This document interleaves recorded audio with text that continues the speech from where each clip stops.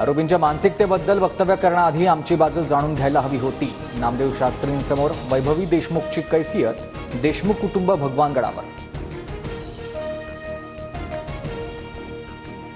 माझ्या वक्तव्याचा चुकीचा अर्थ काढला गेलाय. आरोपींचं समर्थन करत नाही. देशमुख कुटुंबाच्या भेटीनंतर नामदेव शास्त्रींची प्रतिक्रिया. आरोपींवरच्या गुन्ह्यांची माहिती घ्या. धनंजय देशमुखांची विनंती. तर भगवानगड देशमुख कुटुंबाच्या पाठीशी नामदेव शास्त्रींची ग्वाही.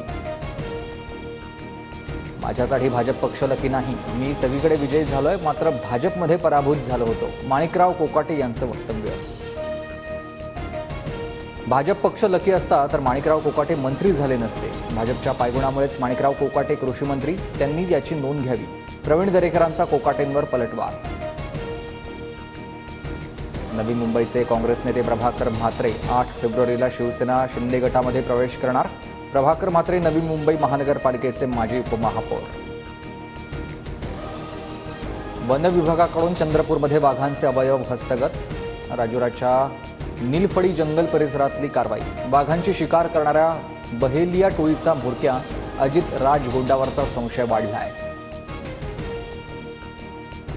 अहिल्यानगरमध्ये सायंकाळी 6 वाजता महाराष्ट्र केसरी कुस्ती स्पर्धेचा अंतिम थरार. महेंद्र गायकवाड, पृथ्वीराज मोहोळ, शिवराज राक्षसमध्ये लढत होईल आणि विजेत्या मल्लाला चांदीची गदा आणि थार बोलेरो गाडी देखील मिळणार आहे.